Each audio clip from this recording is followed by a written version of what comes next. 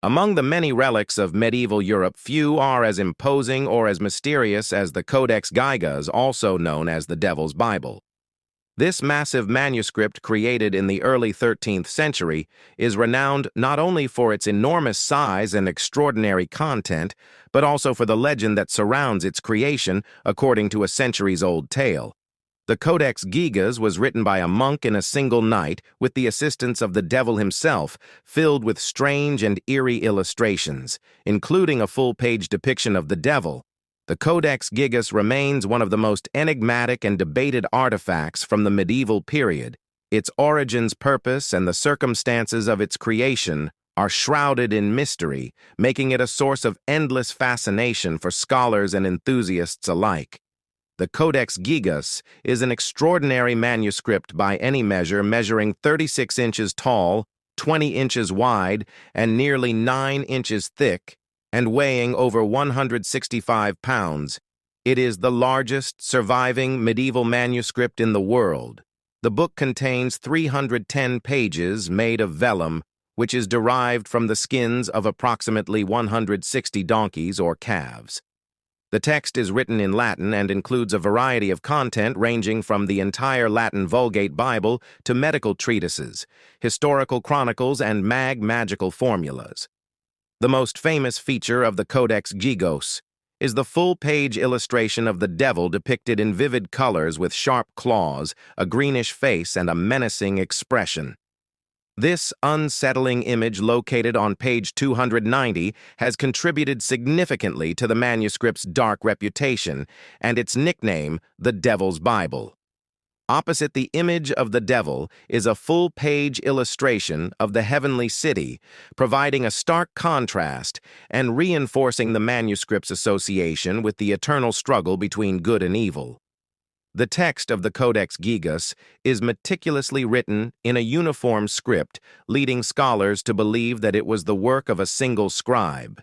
This consistency in handwriting, along with the sheer size and scope of the manuscript, suggests that its creation would have taken many years of continuous labor, perhaps as long as 2 to 3 decades. However, the legend that surrounds the Codex Gigas tells a very different and much more sinister story. The origins of the Codex Gigas are steeped in legend and folklore. According to the most famous story, the manuscript was created by a monk who had committed a grave sin as punishment. He was sentenced to be walled up alive, a fate that would lead to a slow and agonizing death. In a desperate attempt to avoid this horrific punishment, the monk promised to create a book that would glorify the monastery and contain all human knowledge. He vowed to complete the manuscript in a single night. As midnight approached, the monk realized that he would not be able to fulfill his promise and turned to the devil for help in exchange for his soul. The devil agreed to assist the monk in completing the manuscript by morning. The book was finished, complete with the infamous illustration of the devil, which the monk is said to have included as a tribute to his infernal helper. The monk was spared his punishment, but his soul was forever damned. This legend, while colorful and compelling, is widely regarded as a medieval fantasy rather than a historical account. However, it has played a significant role in shaping the mythology of the Codex Gigas and has contributed to its reputation as a cursed or haunted object. The idea of a monk making a PCT with the devil to create such a monumental work in a single night taps into deep-seated fears and fascinations with the supernatural, making the Codex Gigas an enduring symbol of the mysterious and the mayab. Beyond the legend, the Codex Gigas is remarkable for its comprehensive and diverse content. The manuscript contains a wide range of texts, making it a veritable library in a single volume. The most prominent sections include the complete Latin Vulgate Bible. The Codex Gigas includes the entire text of the Latin Vulgate Bible, making it one of the most significant medieval copies of the Bible, Emalia, by Isidore of Seville.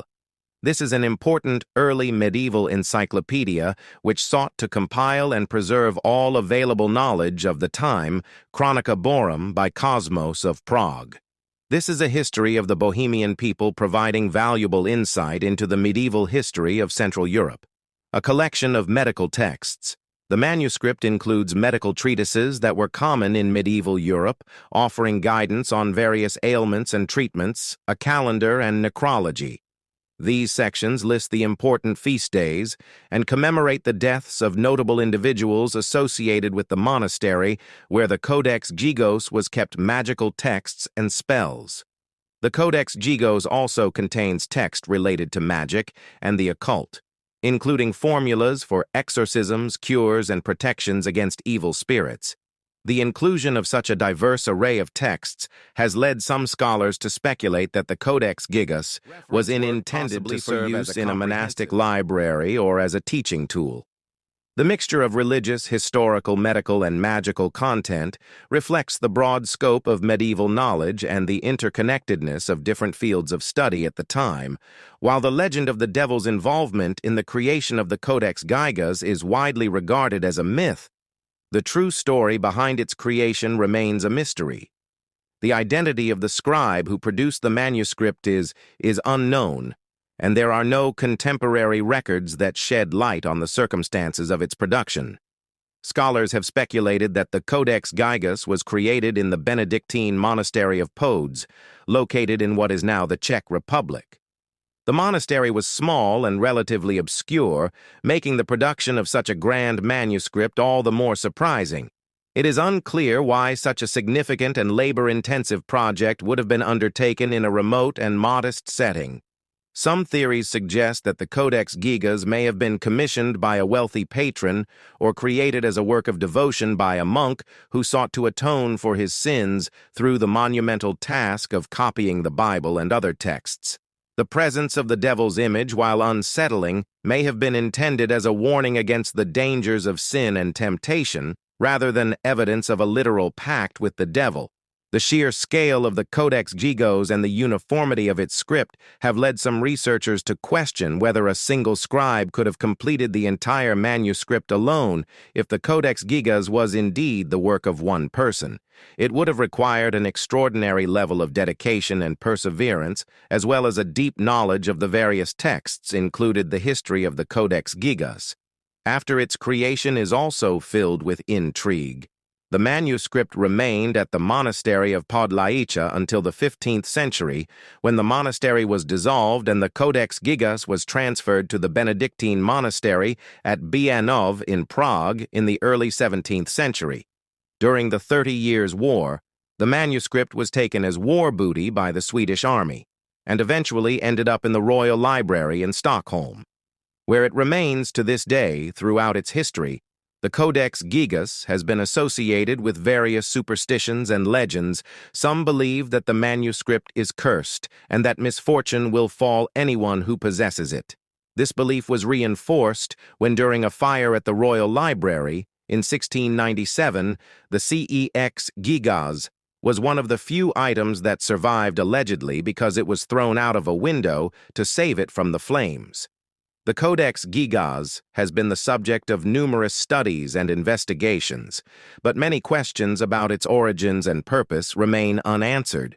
The manuscript's combination of religious and occult content, its mysterious creation, and its journey through history have all contributed to its enduring mystique.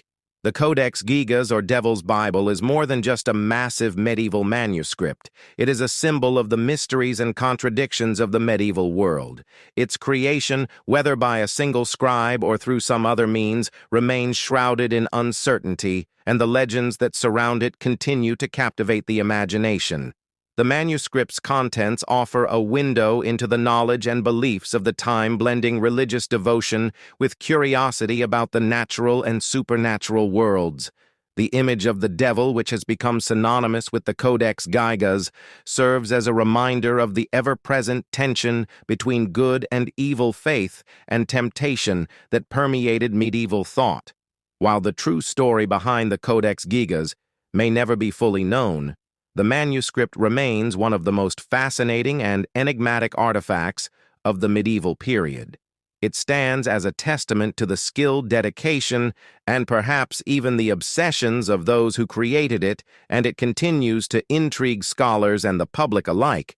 The Codex Gigas is a reminder that the past is filled with mysteries that defy easy explanation, and that the Devil Sea, Japan's enigmatic triangle of mystery off the coast of Japan, in the vast expanse of the Pacific Ocean, lies a region known as the Devil Sea, or the Dragon's Triangle, often compared to the infamous Bermuda Triangle. This area has earned a reputation as one of the most mysterious and dangerous stretches of water in the world for centuries. The Devil Sea has been the site of numerous unexplained disappearances of ships and PLS, leading to a wealth of speculation and theories about the forces at work in this enigmatic region. From natural phenomena to supernatural forces, the CA cause of these disappearances remains shrouded in mystery, fueling the imagination and intrigue of those who dare to venture near the Devil Sea, known as Mano Umi in Japanese, is located near the southern coast of Japan, extending roughly between the islands of Miyake-Ojima and the Marcus Island region. This area, also sometimes referred to as the Dragon's Triangle, with legends and reports of strange occurrences dating back to ancient times. The term Dragon's Triangle comes from ancient Japanese folklore, which told of dragons living beneath the sea, causing storms, whirlpools, and the sudden disappearance of ships. The region's ominous reputation is not just a relic of folklore. Even in more recent times, the Devil Sea has been linked to numerous unexplained events, including the loss of vessels' aircraft and entire crews. Without a trace. Historically, the Devil Sea has been a vital area for maritime activity given its proximity to Japan and other East Asian nations. However, the dangers associated with navigating these waters have been well documented. Sailors have long reported strange occurrences such as sudden changes in weather, malfunctioning navigational equipment, and eerie unexplained lights in the sky or on the horizon. These stories have contributed to the mystique surrounding the Devil Sea and its reputation as a place where the normal laws of nature seem to break down. And the Devil Sea gained international attention in the 20th century due to a series of high-profile disappearances and strange events that captured the public's imagination. One of the most infamous incidents occurred in the 1950s, when several Japanese military vessels reportedly vanished while conducting maneuvers in the area. These ships, including the research vessel Kiyomaru No. 5, were never found, and their disappearances remain unexplained. The Kiyomaru No. 5 INSEE was particularly notable because it involved a crew of over 30 scientists who were investigating volcanic activity in the region. The sudden and complete disappearance of the vessel, along with all those on board, led to widespread speculation and fear, reinforcing the belief that the Devil Sea was a perilous and mysterious place. Following this incident, the Japanese government declared the area a danger zone, further adding to its ominous reputation. Theories about the cause of these disappearances have ranged from the mundane to the fantastical. Some researchers suggest that the Devil Sea is subject to intense seismic activity, given its location near the Pacific Ring of Fire, a region known for its frequent earthquakes and volcanic eruptions. These geological forces could create sudden underwater explosions, massive waves, or methane gas releases, all of which could potentially sink ships or cause aircraft to crash. Others have pointed to the possibility of rogue waves, enormous unexpected waves that can appear suddenly and with little warning as a potential cause of the mysterious disappearances. These waves, which can reach heights of over 100 feet, are capable of capsizing even large ships and have been documented in other parts of the world. Another theory involves magnetic anomalies in the region, which could interfere with navigational instruments and cause ships or planes to lose their bearings. This could explain the reports of malfunctioning equipment and disoriented crews that have emerged from the area over the years. However, not all explanations for the Devil Sea's mysteries are rooted in natural phenomena. The area has also been the subject of numerous supernatural and paranormal theories. Some believe that the disappearances are the result of extraterrestrial activity with UFOs or alien bases hidden beneath the ocean surface. Others suggest that the Devil's Sea is a portal to another dimension where the normal rules of time and space do not apply, leading to the sudden vanishing of vessels and aircraft. These supernatural explanations, while lacking scientific evidence, have nonetheless captured the public's imagination and contributed to the enduring mystique of the Devil's Sea. The combination of unexplained disappearances, strange phenomena, and the region's long history of mystery has made it a focal point for those interested in the unknown, in the unexplainable. The Devil's Sea is often compared to the Bermuda Triangle, another region of the ocean known for its history of mysterious disappearances and strange occurrences located in the Atlantic Ocean. The Bermuda Triangle has been the subject of similar speculation and theories, ranging from natural explanations like underwater earthquakes and magnetic anomalies to supernatural forces and extraterrestrial involvement. Both regions share a number of similarities, including their reputations as danger zones for ships and PLS, the frequency of unexplained disappearances, and the pervasive sense of mystery that surrounds them.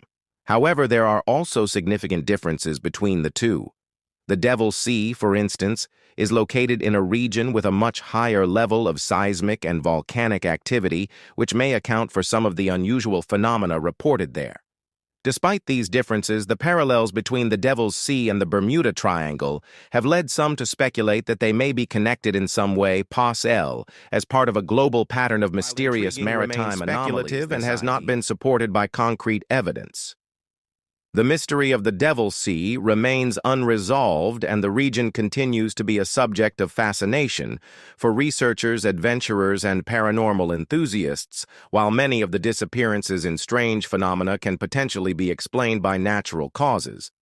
The lack of definitive answers has allowed the more supernatural and speculative theories to persist. In recent years, advancements in technology have provided new tools for exploring and studying the devil. Sea underwater exploration, satellite imaging, and advanced seismology have all contributed to a better understanding of the region's geological and environmental conditions. However, these tools have yet to uncover any conclusive evidence that would explain the area's long history of mystery and danger. The Japanese government has maintained a cautious stance on the region, recognizing the potential hazards posed by the Devil's Sea, while also acknowledging that much remains unknown. The area is still considered a risky zone for maritime activity, and it continues to be a place where the natural and the supernatural seem to converge. The Devil's Sea, or Dragon's Triangle, stands as one of the great unsolved mysteries of the world's oceans. Like the Bermuda Triangle, it is a place where the unexplained thrives, where the boundaries between natural science and supernatural speculation blur, and where the allure of the unknown continues to draw the curious and the courageous. While many of the incidents associated with the Devil's Sea may eventually be explained by natural phenomena, the region's reputation as a zone of mystery and danger is unlikely to fade. The stories of disappearances, strange lights, and malfunctioning equipment have become part of the fabric of the region's identity, contributing to a sense of awe and respect for the power of the ocean and the forces that govern it. As long as the Devil's Sea remains a place of unanswered questions, it will continue to inspire exploration, research, and imagination. It serves as a reminder of the vastness of the ocean, the limits of human knowledge, and the enduring appeal of mysteries that resist easy explanation. Whether the Devil's Sea is ultimately understood through the lens of science or remains a realm of the unexplained, it will always be a symbol of the enduring human fascination with the unknown.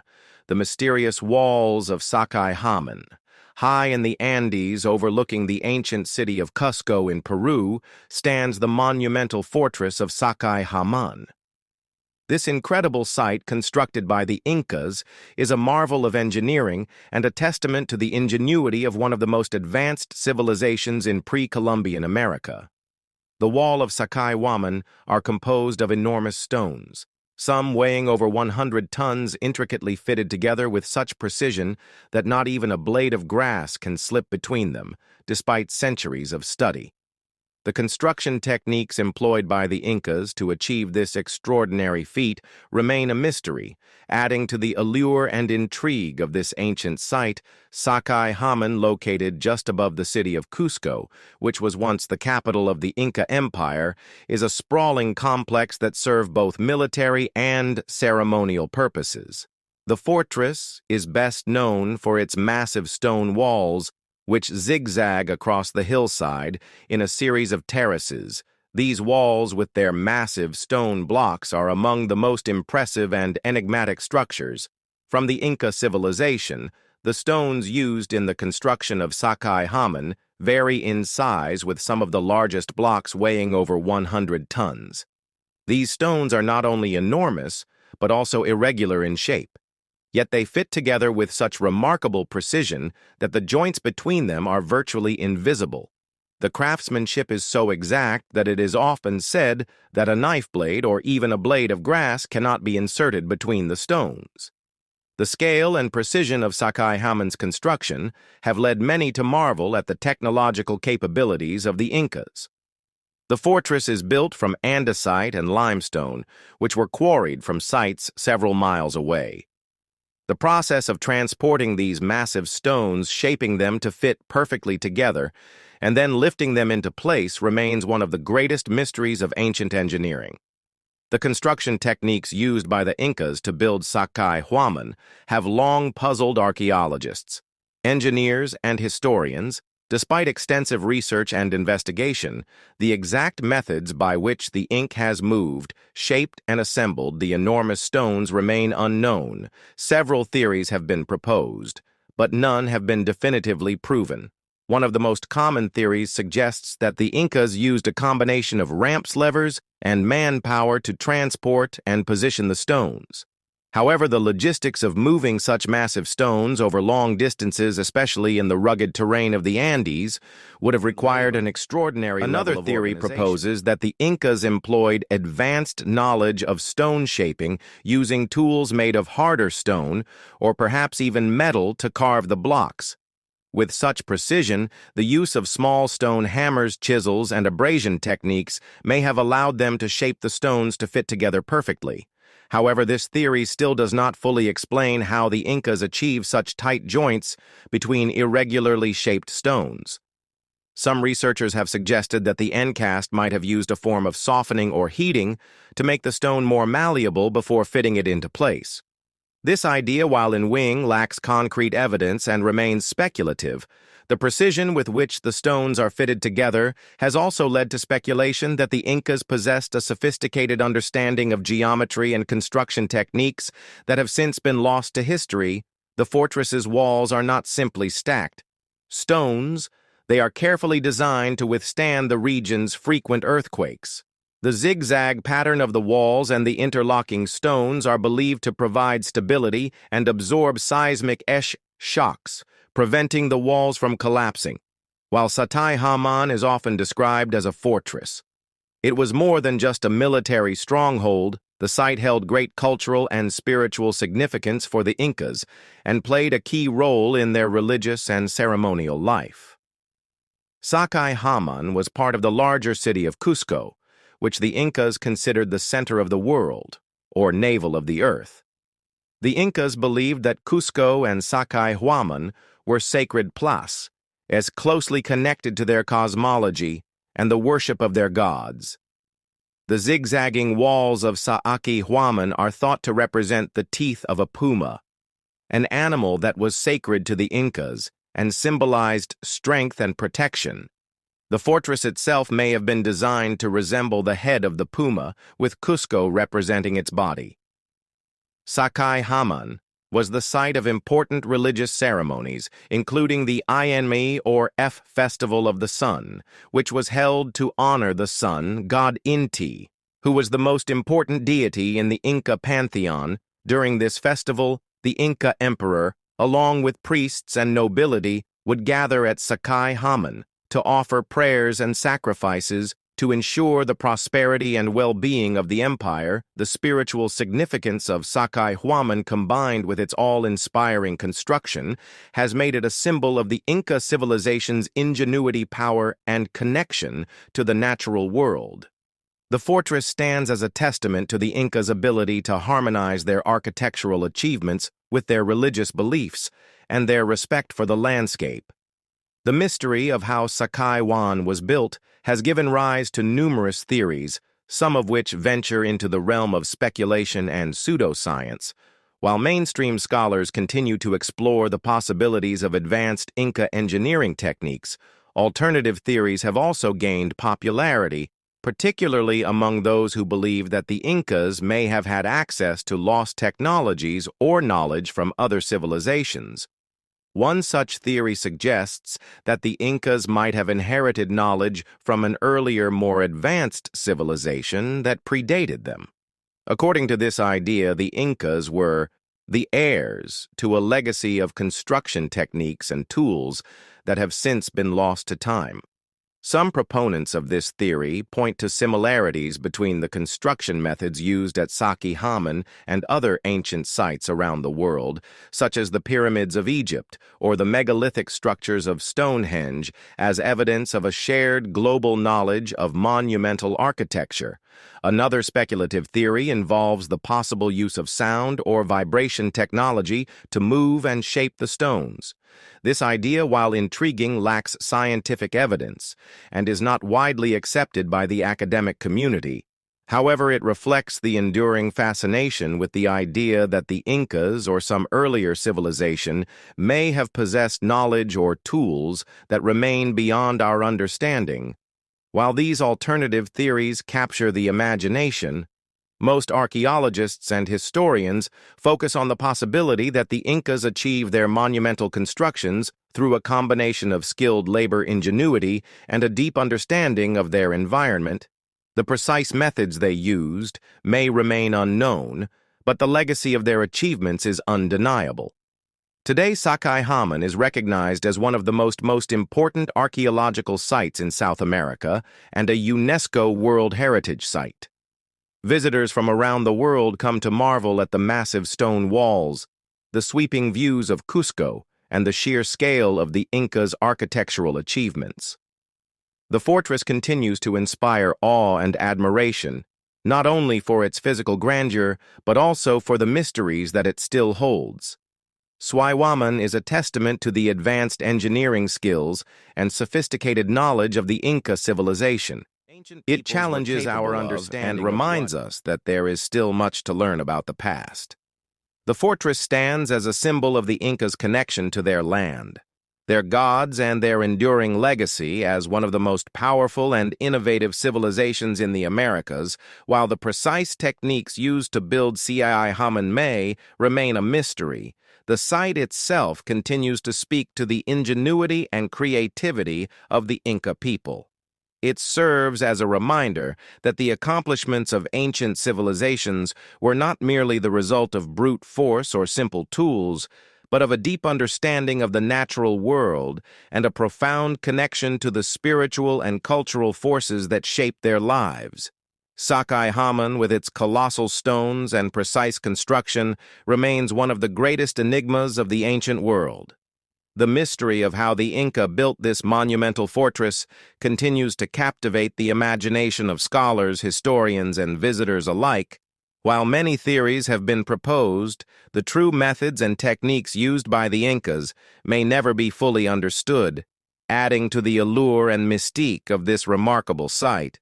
The fortress of Sacsayhuamán stands as a testament to the Incas' mastery of engineering, their deep spiritual beliefs, and their ability to create structures that have withstood the test of time.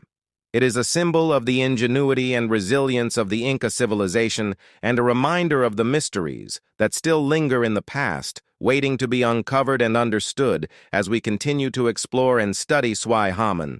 We are reminded of the incredible achievements of those who came before us and the enduring mysteries that make the ancient world so endlessly music, fascinating deep in the forest of Maine, amidst the remnants of an ancient Native American encampment, an artifact was discovered that would challenge the established understanding of early transoceanic contact between Europe and the Americas in 1957 at a site known as the Guard Site near Brooklyn, Maine. Archaeologists uncovered a small, worn silver coin that would become known as the Maine penny. This coin, identified as a Norse penny, minted around 1000 AD, stood out as an anomaly among the artifacts typically associated with Native American cultures. Its presence in North America raised tantalizing questions about the possibility of Norse exploration far beyond their known settlements in Greenland and Newfoundland, suggesting a far more complex and interconnected history of pre-Columbian contact than previously believed. The Goddard site where the Maine penny was found was a well-established Native American encampment that had been used seasonally for centuries. Archaeologists working at the site uncovered a rich collection of artifacts, including stone tools, pottery, and beads, typical of the indigenous cultures of the region, most likely linked to the Pab Scott or Pacati tribes. However, amidst these artifacts, the discovery of a small, worn silver coin was completely unexpected. The coin was identified as a Norse penny, specifically an Olaf Kira penny minted in Norway during the reign of King Olaf III, also known as Olaf Kira, who ruled from 1065 to 1080 AD. Although the exact date of the coin's minting was slightly after the year 1000 AD, its presence at a Native American site in Maine, thousands of miles away from its place of origin, was a startling find that immediately raised questions about how it had arrived there. The Maine penny is the only confirmed Norse artifact ever found in the United States, making it a unique and mysterious discovery. Its presence in North America, far removed from the established Norse settlements in Greenland and Newland, has fueled speculation and debate among historians, archaeologists, and enthusiasts about the possibility of broader Norse exploration in the New World long before the arrival of Christopher Columbus. The discovery of the Maine penny adds a new dimension to the evidence of Norse exploration in North America, which has been primarily centered on the site of Lono Meadows in Newfoundland, Canada. This site, discovered in 1960 by Norwegian archaeologist Helgen Anin Inad, is the only confirmed Norse settlement in the New World. Dating to around 1000 AD, Lono Meadows provided concrete evidence that the Vikings had reached North America centuries before Columbus, lending credibility to the Norse sagas that describe voyages to a land known as Vinland. According to these sagas, Leif Erikson, the son of the famous Viking explorer Eric the Red Led, an expedition to Vinland around the year 1 AD. The sagas describe Vinland as a fertile land with abundant resources located somewhere to the west of Greenland, while the exact location of Vinland remains a subject of debate. Lono Meadows is widely believed to be part of the territory described in the sagas. The discovery of the Maine penny suggests the possibility that the Norse may have ventured further along the North American coastline than previously documented, if it could indicate that the Vikings explored or even temporarily settled in areas much farther south than Newland.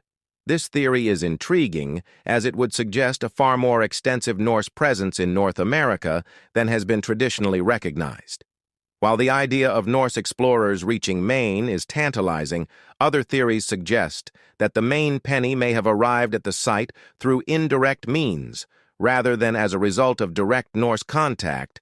One possibility is that the coin was traded across multiple indigenous groups, eventually making its way from Newfoundland or Greenland to Maine. Over a period of decades or even centuries, indigenous peoples of North America had extensive trade networks that span vast distances, allowing goods, materials, and even cultural ideas to travel far from their point of origin. If this theory is correct, the Maine penny could represent a tangible link in a chain of trade that connected distant cultures across the North American continent.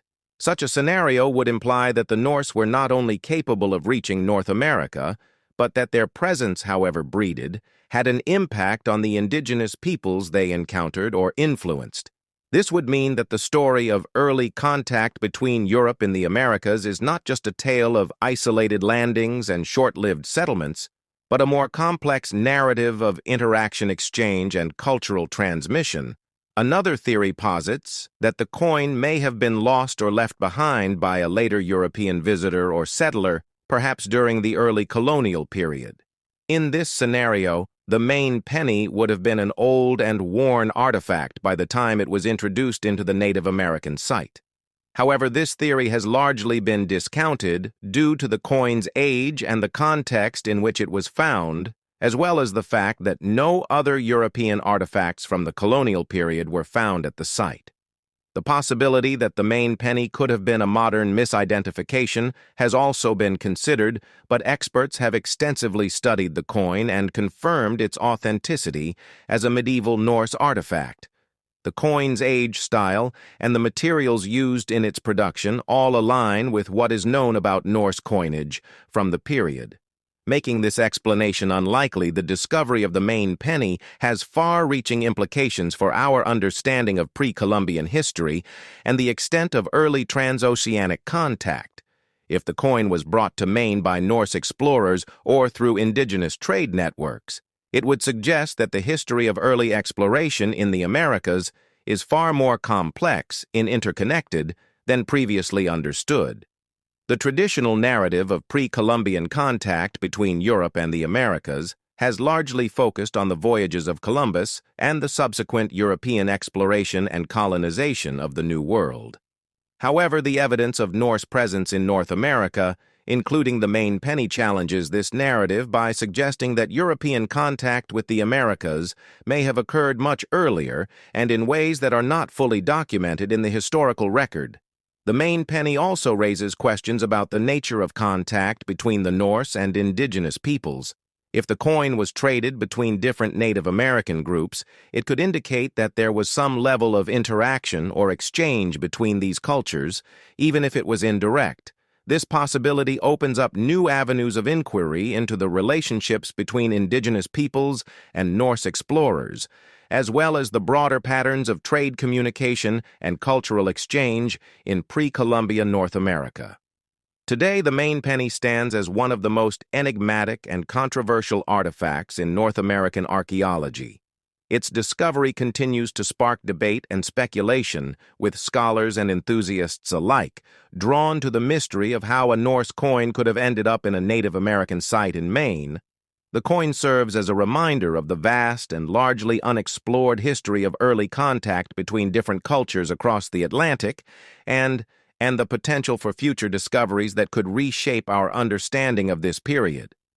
The Maine penny also highlights the importance of archaeological context in understanding the past. While the coin itself is a fascinating artifact, its significance is deeply tied to the circumstances of its discovery and the other artifacts found at the Goddard site.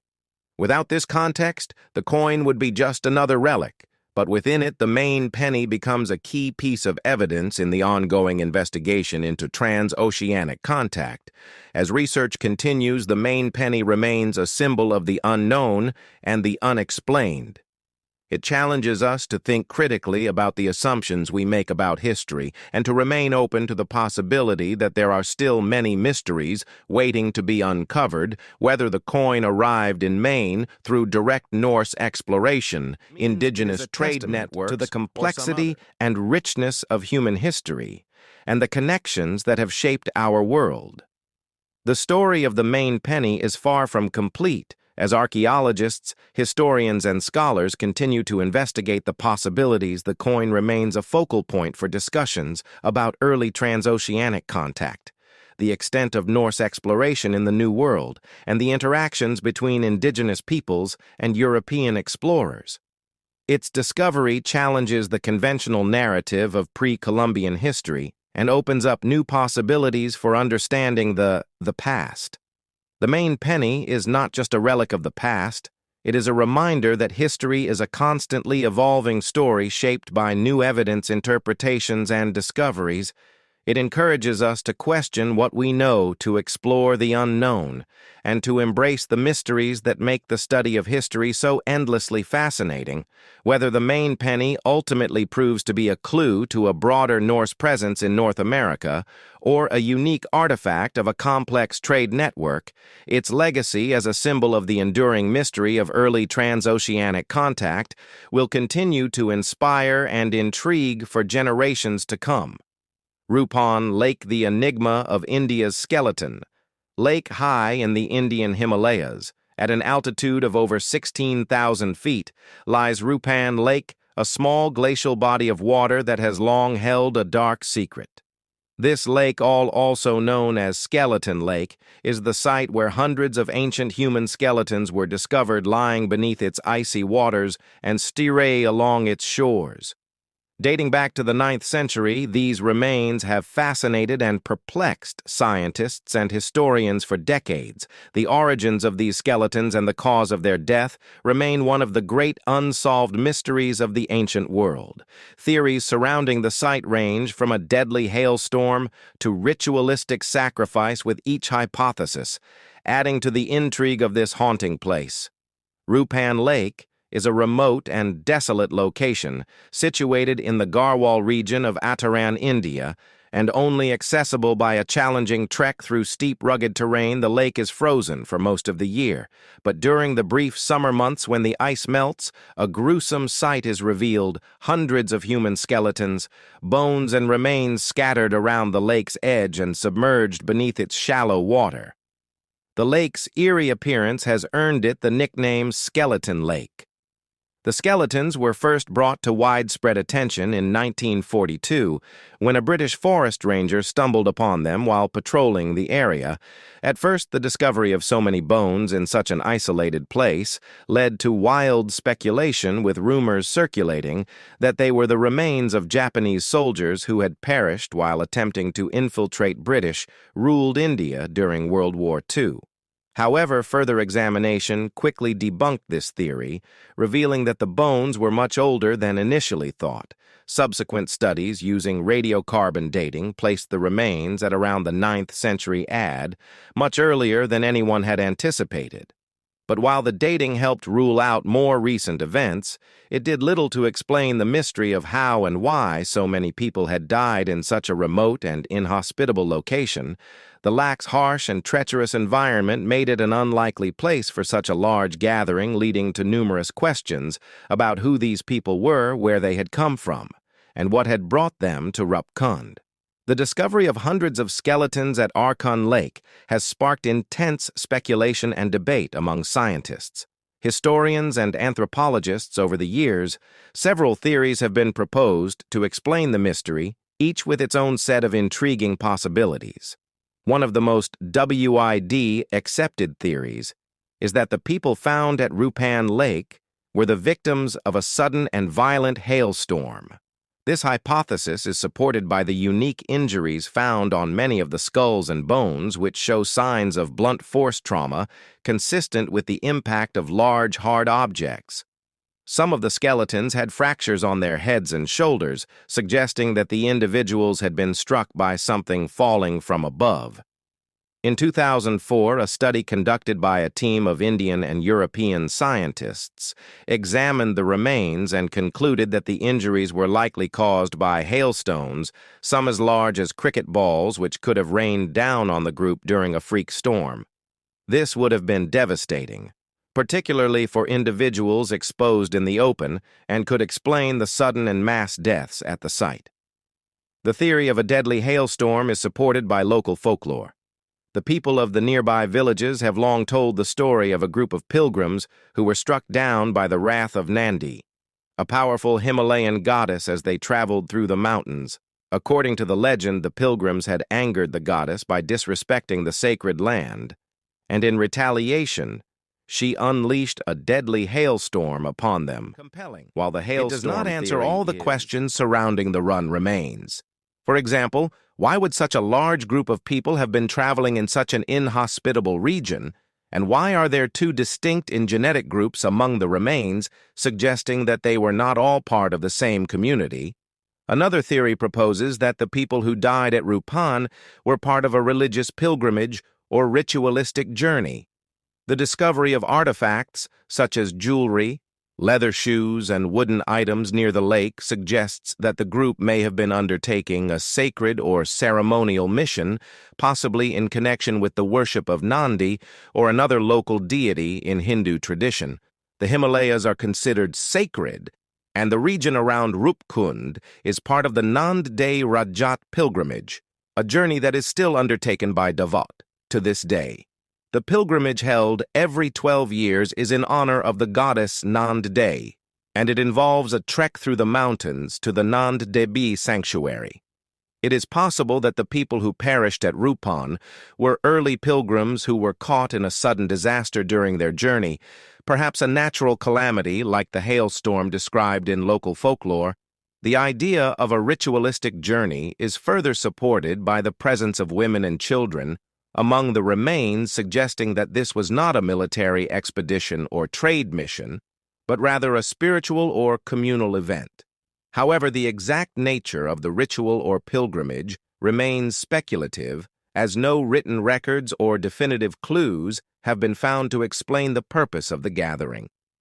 Other theories suggest that the skeletons at Roopkund may be the result of warfare, a failed military expedition, or a group of traders caught in a disaster. While this theory is less popular than the hailstorm or pilgrimage hypothesis, it remains a possibility, particularly given the rugged and treacherous terrain surrounding the lake.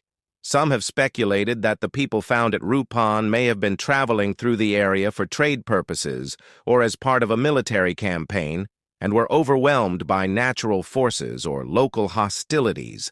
The presence of personal items such as weapons, jewelry, and clothing among the remains could lend credence to this theory, but the lack of any clear signs of battle or evidence of organized conflict makes this explanation unlikely. Additionally, the presence of women and children among the dead further weakens the case for a military explanation. Recent genetic studies conducted on the Roopkund skeletons have added new layers of mystery to the story. In 2019, a detailed DNA analysis revealed that the remains belong to two distinct genetic groups, raising questions about the origins of the people who died at the lake. One group of individuals appeared to be genetically similar to present-day South Asians, while the other group had closer genetic ties to people from the Eastern Mediterranean, particularly from regions around present-day Greece. This discovery has puzzled researchers and has led to new questions about who these people were and how they came to be at Roopkund. The presence of Mediterranean individuals so far from home has led some to speculate that they may have been part of a trade mission, or perhaps even visitors on a pilgrimage. From a distant land, the fact that both genetic groups perished in the same location at the same time suggests that they were traveling together. But the reason for their journey and the nature of their relationship remains unclear. Run Lake, or Skeleton Lake, remains one of the most haunting archaeological mysteries in the world. The discovery of hundreds of ancient skeletons in such a remote and inhospitable location has sparked countless theories, each offering a glimpse into a possible past, yet none providing definitive answers. Whether the people who died at Roopkund were victims of a catastrophic hailstorm, participants in a sacred pilgrimage, or part of a ritualistic sacrifice, the site continues to captivate the imagination of scientists and adventurers alike. What makes Roopkund particularly fascinating is the combination of physical evidence, local folklore, and scientific study, all of which have Kant attributed to an enduring puzzle that spans centuries. The fact that new discoveries such as the genetic analysis of the skeletons continue to emerge suggests that we may not yet have uncovered the full story of what happened at Skeleton Lake. Roopkund Lake stands as a testament to the mysteries of the ancient world. The remains of hundreds of people frozen in time and scattered around this remote Himalayan lake tell a story of life and death in a place few dared to venture. Theories of deadly hail, storms, ritualistic sacrifices, and spiritual pilgrimages swirl around the site, each offering possible answers, but leaving many questions unresolved as scientists continue to study the remains and artifacts. At Roopkund, the hope remains that one day the truth of what happened at Skeleton Lake will be uncovered. Until then, history, legend, and mystery collide. A haunting reminder of the secrets that the past can still hold. The Tunguska event. The mystery of the massive explosion in Siberia on the morning of June 30th, 1908. A massive explosion rocked the remote wilderness near the Tunguska River in Siberia, leveling 2,000 square kilometers of forest and leaving the scientific community puzzled for more than a century. This catastrophic event, known as the Tunguska event, is considered the largest explosion ever recorded from an object impacting Earth's atmosphere, dwarfing even the most powerful nuclear detonations of the modern era. Despite its magnitude, the exact cause of the explosion remains a mystery, with theories ranging from a comet or meteor impact to more exotic and speculative explanations, including antimatter, alien technology, or a small black hole.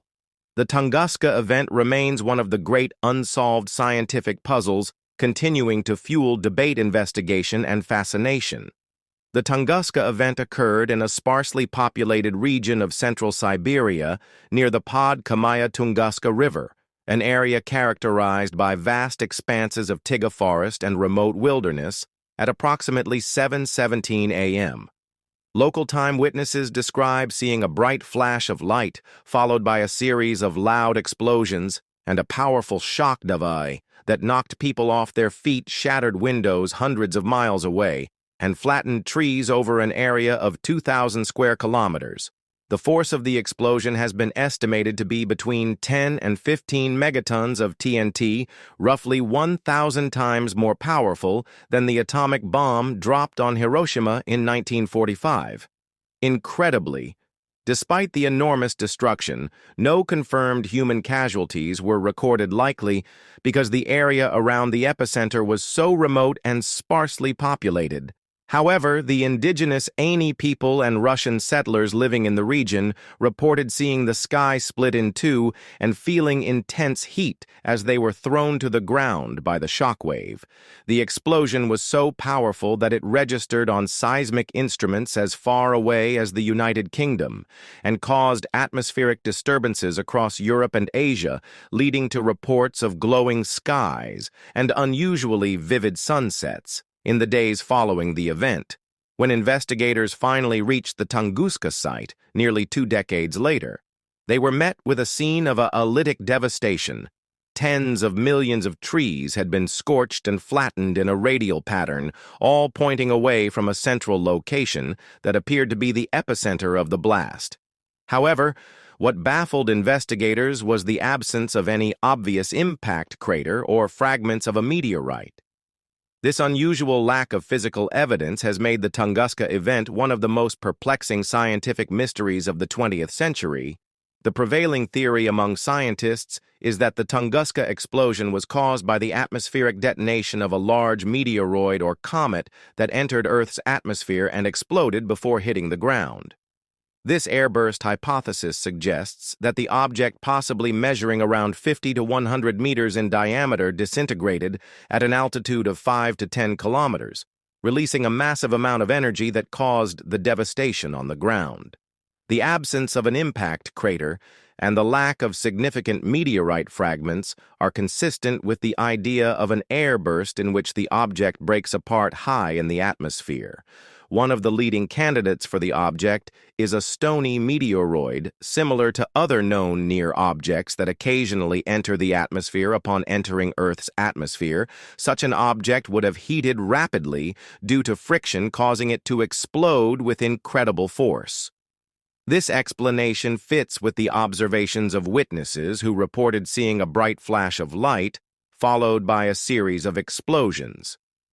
Additionally, computer simulations have supported the airburst hypothesis, showing that an object of this size could have caused the damage seen at Tunguska without leaving an impact crater.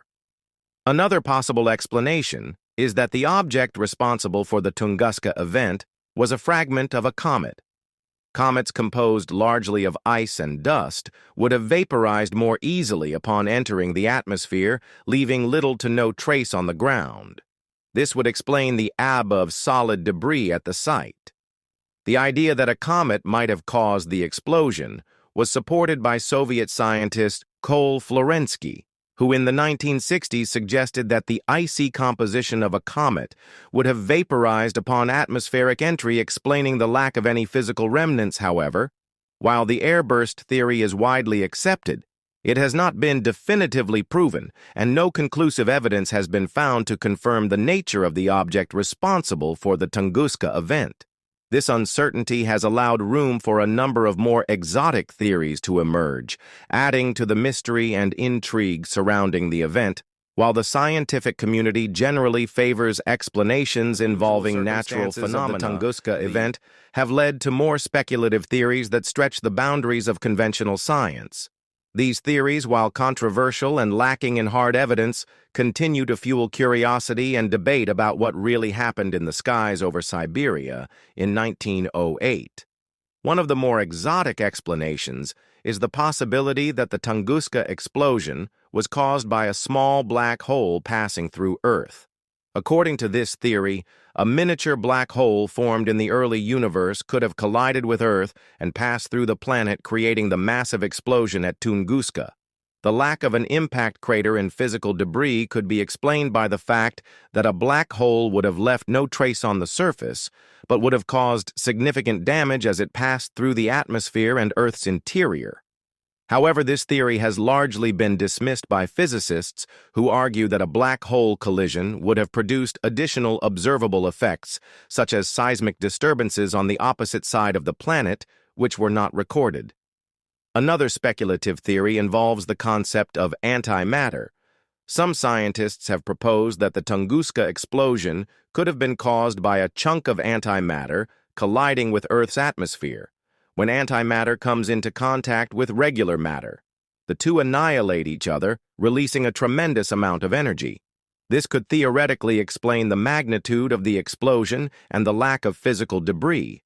However, this theory is also highly speculative, and there is no direct evidence to support the presence of antimatter at Tunguska.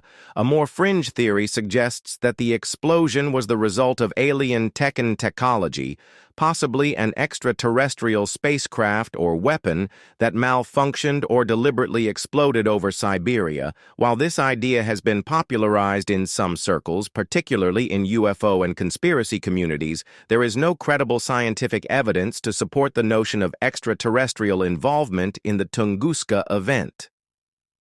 Despite more than a century of investigation, the Tunguska event remains a scientific enigma. Researchers have returned to the site numerous times, employing new technologies and methods to study the area, but no definitive answers have emerged in recent decades. Satellite imagery, aerial surveys, and computer models have all been used to better understand the scale of the explosion and its effects on the environment. But the exact cause of the event continues to elude scientists. In addition to the mystery of the explosion itself, the Tunguska event has had a lasting impact on the study of near objects, NEOs, and the potential dangers posed by meteor impacts. The event serves as a stark reminder of the destructive power of even relatively small objects from space, and it has prompted increased efforts to monitor and track asteroids and comets that could pose a threat to Earth. The Tunguska event has also inspired countless works of fiction films and scientific speculation, becoming a part of popular culture.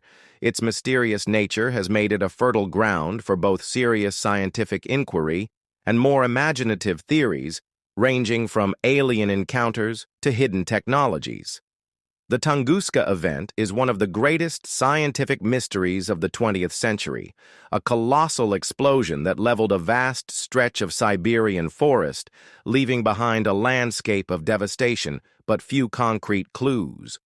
The leading explanation that a meteoroid or comet exploded in the atmosphere seems plausible, but without definitive evidence, the cause of the event remains speculative. As researchers continue to explore the possibilities, the Tunguska event stands as a reminder of the unpredictability of our planet's interactions with the cosmos. It challenges our understanding of natural phenomena and demonstrates the limitations of human knowledge when confronted with the unknown, whether caused by a natural event, an exotic force, or something yet to be discovered. The Tunguska event will continue to captivate cysts and enthusiasts alike, drawing attention to the fragile and sometimes unpredictable relationship between Earth and the universe beyond the legend of the Green Children of Woolpit.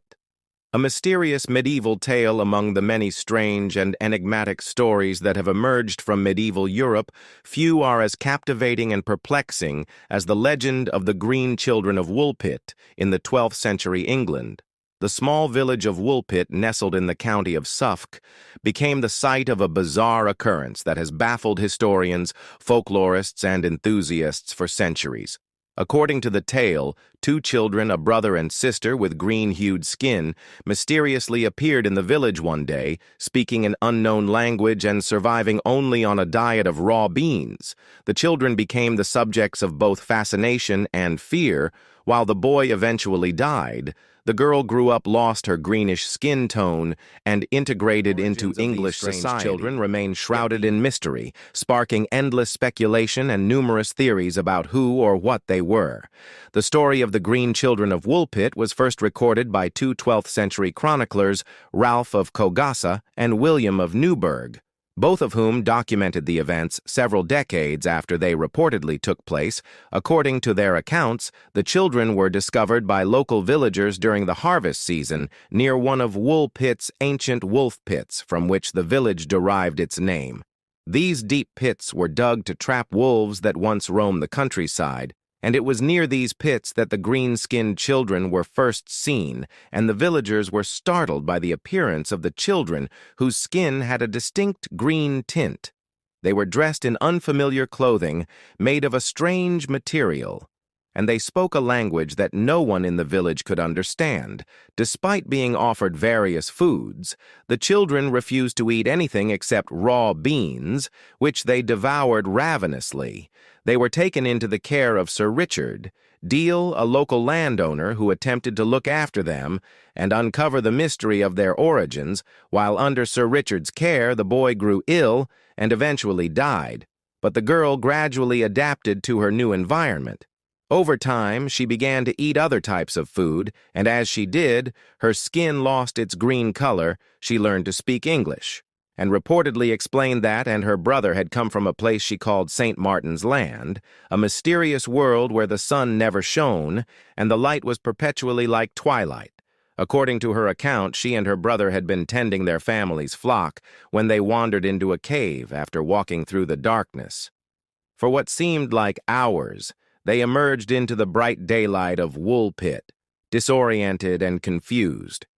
The girl eventually integrated into English society, grew up, and was said to have married a man from the nearby town of King's Lynn.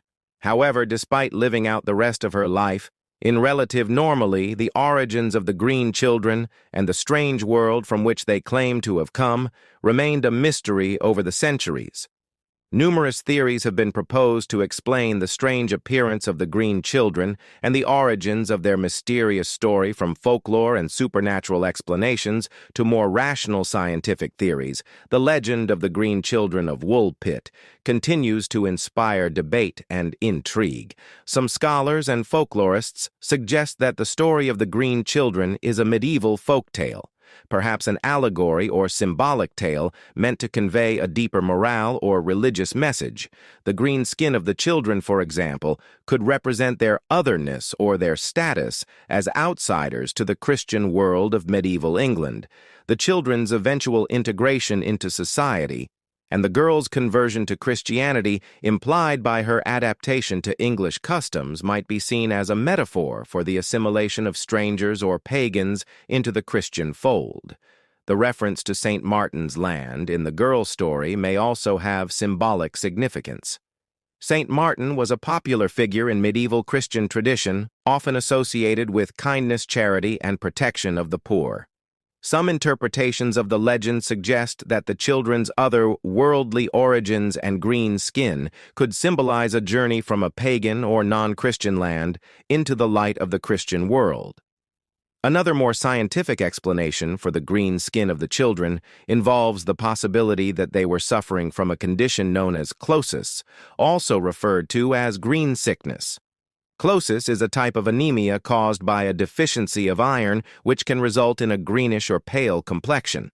The children's reported diet of raw beans, followed by their gradual adaptation to a more varied diet, could explain why the girl eventually lost her green skin color. Malnutrition or illness could also explain some of the children's other strange behaviors, such as their reluctance to eat anything other than beans, and their initial confusion and disorientation, living in extreme poverty. They may have been malnourished or suffering from a genetic condition, and their appearance in Woolpit could have been the result of fleeing from a difficult or dangerous situation. One of the more plausible historical theories is that the green children were Flemish immigrants who had become lost or orphaned while fleeing persecution during the 12th century. England was home to a significant number of Flemish immigrants who had fled political turmoil and economic hardship in what is now Belgium. Many of these immigrants settled in the eastern part of England, including Suffolk, but they were often persecuted or targeted by English authorities, especially during the reign of King Henry II. Some historians suggest that the children may have been from a Flemish family living in a remote or hidden community, perhaps near Woolpit, which the villagers did not recognize may have been Flemish. The children may have fled into the woods after their parents were killed in a raid or conflict, eventually wandering into the village of Woolpit. Their green skin could have been a result of malnutrition or exposure to the elements during their ordeal. This theory is supported by the fact that the girl's description of St. Martin's Land as a place of perpetual twilight could be a metaphor for the dim forested region where she and her brother lived, possibly underground or in a hidden community. The cave they described walking through could be a literal tunnel or metaphor for their escape from danger. The most speculative and perhaps most intriguing theory is that the green children were not of this world at all. According to this idea, the children may have been visitors from a parallel dimension, a subterranean world, or even extraterrestrials. The description of St. Martin's Land as a place of perpetual twilight, combined with the children's mysterious appearance in strange language, has led some to suggest that they came from an alternate reality or another planet. While this theory is largely speculative and rooted in the realm of science fiction, it has captured the imagination of many who are drawn to the story's more fantastical elements. The idea that the green children could be travelers from a hidden or parallel world ties into ancient myths and folklore about fairy realms, underworlds, and other dimensions, blending the mysterious with the supernatural. The legend of the green children of Woolpit has endured for centuries, becoming a part of English folklore and capturing the curiosity of generations of storytellers, historians, and scholars. Despite the many theories put forward to explain the strange events surrounding the children's appearance, no definitive explanation has ever been found, and the mystery remains unsolved. The story has inspired numerous retellings from medieval chronicles to modern fiction writers. Poets and artists have drawn on the tale's eerie and otherworldly themes, weaving the story of the green children into a broader tapestry of folklore and legend. The village of Woolpit itself, though small and unassuming, has become famous for the legend, attracting visitors curious to learn more about this ancient mystery. The tale of the green children of Woolpit is a captivating blend of history, folklore, and mystery, offering a glimpse into the medieval mind and the strange, unexplained events that sometimes occur at the edges of recorded history. Whether the green children were malnourished orphans, Flemish refugees, or visitors from another world, their story continues to fascinate and inspire. As with many ancient legends, the truth behind the green children of Woolpit may never be fully known. The mystery of their origins and their green skin persists in each. Theory adds another layer to the enduring puzzle. The story remains a haunting reminder of the unknown and the unexplained, inviting us to consider the possibility that some mysteries are destined to remain unsolved. The mystery of the Etruscan civilization, a lost language and forgotten culture long before the rise of the Roman Empire, another sophisticated and enigmatic civilization flourished on the Italian peninsula. The Etruscans, known for their advanced engineering, vibrant art, and influence on early Roman culture, the Etruscans played a key role in shaping the history of ancient Italy, yet despite the discovery of numerous artifacts, tombs, and inscriptions, the Etruscan civilization remains shrouded in mystery, primarily because their language is still largely undeciphered. The inability to fully understand the Etruscan language has left significant gaps in our knowledge of their culture, beliefs, and societal structure, creating one of the most enduring mysteries of the ancient world. The Etruscans, who inhabited the region known as Etruria, modern-day Tuscany, western Umbria, and northern LTIO, were one of the most powerful and advanced civilizations in Italy from around the 9th century BC until their eventual assimilation into the Roman Republic in the 4th century BC. Their cities, which formed a loose confederation, were known for their wealth trade networks, and mastery of metalworking. Etruscan society was highly stratified with a strong aristocracy and a focus on religion, as evidenced by the numerous tombs and temples they left behind. One of the most remarkable aspects of Etruscan civilization was their art, particularly their ferrari art, which provides insights into their views on the afterlife. Russan tombs were elaborately decorated with frescoes depicting banquets, religious rituals, and scenes of daily life, indicating a belief in a vibrant and active afterlife. Their craftsmanship in metalwork, particularly bronze, was highly regarded throughout the Mediterranean, and they were known for producing exquisite jewelry, weapons, and ceremonial items, in addition to their artistic achievements. Skilled engineers and builders. They are credited with introducing many architectural and infrastructural innovations, such as the use of the arch and the development of sophisticated drainage systems, which would later be adopted by the Romans. The Etruscans also had a significant influence on Roman culture, particularly in the areas of religion, urban planning, and military organization. Despite their achievements and their prominent role in early Italian history, the Etruscans have remained enigmatic, largely because their language, a key to unlocking much of their culture and history, has yet to be fully deciphered. The Etruscan language is one of the greatest linguistic mysteries of the ancient world. While thousands of Etruscan inscriptions have been discovered on tombs, pottery, metal objects, and religious artifacts, scholars have struggled to fully understand the language because it is unrelated to any known language family. Most of what we know about the Etruscan comes from archaeological finds, Roman records, and their inscriptions, but the lack of a clear understanding of the language has hindered a deeper exploration of their culture, beliefs, and history.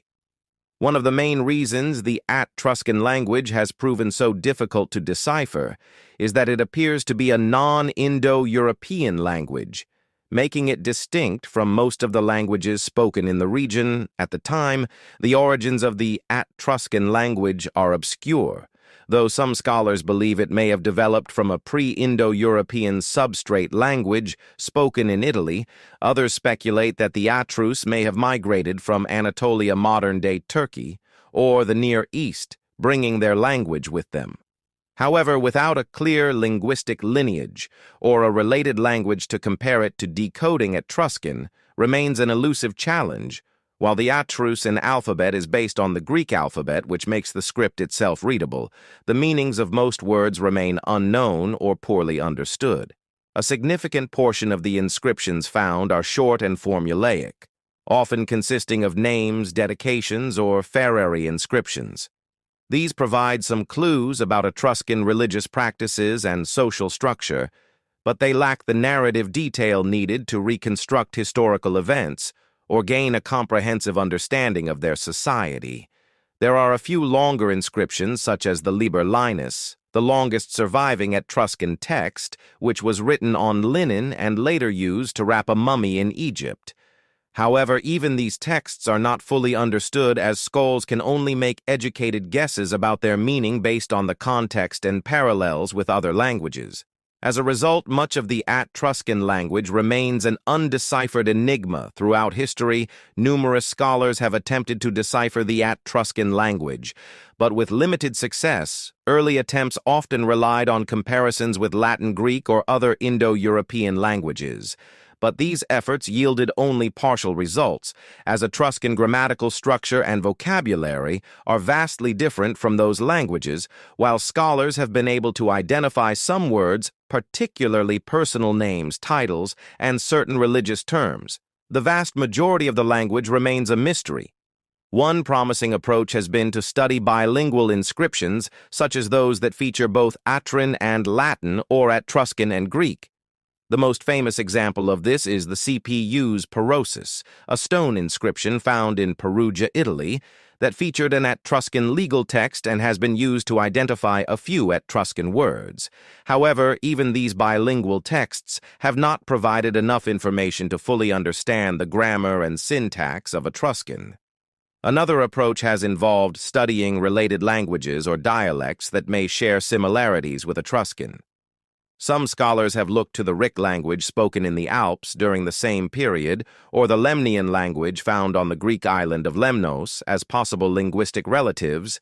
These languages share certain features with Etruscan, but they too remain poorly understood and offer only limited clues to deciphering the language in the absence of more substantial bilingual texts. Many scholars have turned to the study of Etrus in art, religion, and society to provide indirect insights into the meaning of inscriptions. For example, Ferrari inscriptions have been compared with the accompanying fresco or sculptures in Etruscan tombs, allowing researchers to make educated guesses about the content of these inscriptions. However, this approach has its limitations, as the connections between art and text are often speculative. While the mystery of the Etruscan language has hindered our understanding of their culture, we have been able to piece together some aspects of Etruscan society through archaeology and the study of Roman accounts. The Romans themselves were deeply influenced by the Etruscans, and many of the cultural, religious, and political practices of early Rome, Etruscan religion, for example, had a profound impact on Roman religious practices. The Etruscans were highly religious, with a pantheon of gods and goddesses, similar to those of the Greeks and Romans, though with distinct names and characteristics. Etruscan religious rituals, such as the practice of divination and reading. Omens from the entrails of animals were later adopted by the Romans and became integral to their state religion. Rusyn society was also known for its relatively advanced social structure, with a ruling aristocracy that held significant power. The Etruscans were organized into city-states, each with its own government, but they often worked together as part of a loose confederation. Trade played a central role in Etrus in life, and their economy was bolstered by their expertise in metal working, particularly in bronze and iron, as well as their production of fine ceramics. However, much about their daily life, politics, and history remains speculative due to the language barrier. What we do know comes largely from Roman accounts, which are often biased or incomplete, and from the study of Etruscan tombs and artifacts. The decline of the Etruscan civilization began in the 4th century BC, as the rising power of Rome gradually absorbed Etruscan city-states into its expanding republic. By the 1st century BC, the Etruscans had been fully assimilated into Roman culture, and their language began to fade from use. Roman writers such as Livy and Pliny the Elder wrote about the Etruscans, but often through a Roman lens, making it difficult to distinguish between fact and Roman interpretation. The legacy of the Etruscans, however, lived on through their influence on Roman architecture, religion, and politics. The Romans adopted many Etruscan innovations, including their engineering techniques, use of the arch and gladiatorial games, which were originally part of Etruscan funeral rites. The Etruscan also introduced urban planning concepts and contributed to the early organization of the Roman army. The Etruscans remain one of the most mysterious and influential civilizations of ancient Italy. Despite their significant contributions to Roman culture and their place in early Mediterranean history, much of their story remains untold. Due to the mystery of their language, the inability to fully decipher Etruscan inscriptions has left a void in our understanding of their culture, religion, and political life, while archaeologists and linguists continue to make progress in piecing together the puzzle of the Etruscan language. It remains one of the great unsolved mysteries of the ancient world. The artifacts and monuments left behind by this fascinating civilization offer tangled glimpses into their world. But without the key to their language, we may never fully unlock the secrets of the Atrans, their legacy. However, lives on in the foundations of Roman civilization, reminding us of the profound impact they had on the shaping of the ancient Mediterranean world, the Toorman mystery. A time traveler, an interdimensional visitor, or a clever hoax in July 1954. An incident at Tokyo's Hana Airport sparked one of the most enduring and puzzling mysteries of modern folklore, the case of the so-called man from Taured. According to the story, an unidentified man arrived in Japan on an ordinary commercial flight carrying a passport that appeared to be authentic, yet bore the name of a country that did not and does not exist. This country was Taured, a nation completely unknown to the customs officials who processed the man's entry. What began as a routine immigration check soon spiraled into an international mystery that has baffled skeptics and believers alike for decades. As the tale goes, the man later disappeared from his guarded hotel room under inexplicable circumstances, leaving behind only questions. The details of the Taured mystery vary slightly depending on the source, but the core of the story remains consistent. On a warm day in 1954, a man described as being of Caucasian appearance, with a beard and dressed in business attire, arrived at Tokyo's Haneda Airport. He spoke several languages, including Japanese, and seemed to be conducting himself as any ordinary traveler might. However, things took a strange turn when the man presented his passport to the customs officials. The passport, which seemed authentic, listed the man's country of origin as Tor, a nation that the customs officers had never heard of. When asked to point to his home country on a map, the man was reportedly confused and irritated, as he insisted that Tor was located in what we know as the Principality of Andor, between France and Spain. Yet to his surprise and frustration, no such country existed on the map. According to the man, Tor had been in existence for more than 1,000 years and was a well-established nation. He was baffled that the customs officials had no knowledge of it. The officials, also perplexed, examined the rest of the man's documents, which included a driver's license, genuine and consistent with his story, yet they were issued by the distant country of Tor. The company he claimed to work for also had no record of him. Even though he insisted he had been doing business with them for years, he carried currency from multiple European countries, further deepening the mystery, uncertain of what to make of the man's story and identity. The airport authorities detained him. They took him to a nearby hotel for further questioning. While they tried to unravel the mystery, his belongings were confiscated, and the hotel room was placed under heavy guard. Despite his odd story, the man reportedly remained calm and cooperative, though clearly bewildered by the situation. The next morning, when officials went to check on him, the man from Tet had vanished. There were no signs of how he could have escaped. His room had been guarded all night, and the windows were high above the ground with no apparent way to exit. To add to the confusion, all of the man's personal documents, including his passport and driver's license, had also disappeared from the airport security office, where they had been stored. Authorities launched an extensive search, but found no trace of the mysterious traveler. It was as though he had simply vanished into thin air, leaving behind a story that would be retold and debated for decades.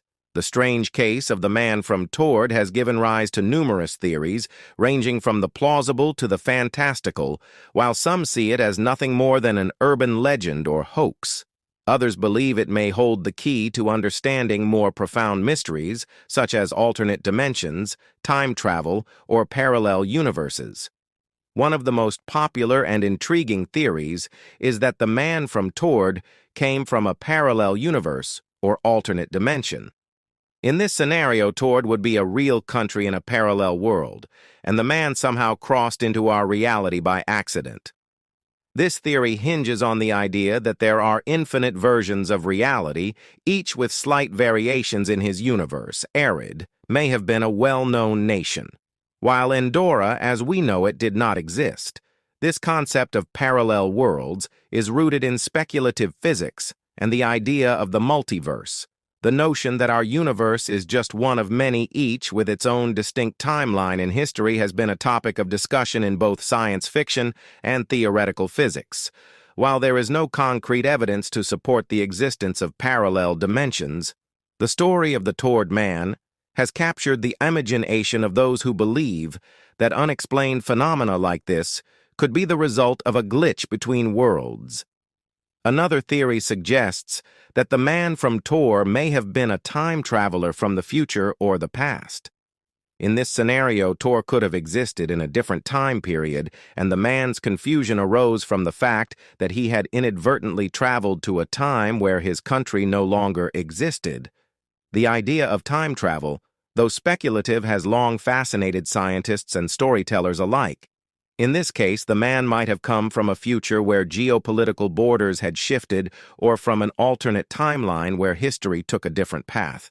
However, the time travel theory is difficult to reconcile with the fact that the man's documents appeared to be contemporary with 1950s technology. If he were truly from a different era, one might expect more inconsistencies between his clothing language and technology and that of the 1950s. Nonetheless, the time travel explanation remains a favorite among those who enjoy pondering the mysteries of space-time and the possibility of chrononauts accidentally slipping through the folds of history. Skeptics, of course, argue that the entire story could be a fabrication or an urban legend that grew out of a misunderstanding. One possibility is that the man was simply from a real country such as Andor, and that there was a mix-up with his passport or documentation given the post-war period in which this event reportedly occurred. It's possible that clerical errors, language barriers, or miscommunications led to the confusion. Perhaps the man's frustration at being detained led him to unintentionally escalate the situation, creating a myth that was later embellished by retellings. Another plausible explanation is that the Taured mystery is an elaborate hoax or fabrication, possibly invented to entertain or mystify the story. Bears several hallmarks of urban legends, including the lack of verifiable documentation, the sudden disappearance, and the involvement of government authorities. Although the Taured story has been recounted many times in books, websites, and articles, there are no official records from Tokyo's Haneda Airport or any other reliable source to confirm that such an event took place. This lack of evidence has led many to dismiss the story as a modern myth, regardless of whether the story of the man from Taured is true, a hoax, or something in between of modern folklore. The idea of a man arriving from a country that doesn't exist, complete with convincing documentation, taps into deep-seated fears and fascinations about the unknown, about what might lie beyond our understanding of time, space, and reality itself. The story of the Taured man is often cited alongside other famous mysteries involving unexplained appearances, disappearances, and anomalies in the historical record, such as the case of the Green Children of Woolpit or the Disappearance of Flight, MH370. It serves as a reminder that even in a world as seemingly well-documented and interconnected as ours, there are still stories that defy explanation. The tale of the man from Taured leaves us with more questions than answers. Whether the man was a visitor from a parallel dimension, a time traveler, or simply the subject of an elaborate misunderstanding or hoax, his story continues to spark curiosity in debate. The lack of official records and verifiable evidence means the truth behind the Taured mystery may never be known, leaving it to occupy a unique place in the world of unexplained phenomena in urban legends. As with many mysteries, The appeal of the Torman lies in the possibility that the world is more complex and layered than we can comprehend. It invites us to question the boundaries of reality, the nature of time and space, and the possibility that just beyond the edges of our perception, there may exist other worlds, other histories, and other possibilities, whether or not Taured ever existed. The legend of the man who came from there will continue to intrigue and inspire those who dare to explore the unknown. The mystery of Lake VTO, Antarctica's hidden world beneath the ice, beneath the vast frozen expanse of Antarctica, shrouded in miles of ice, lies one of the most mysterious and unexplored environments on Earth, Lake VTO.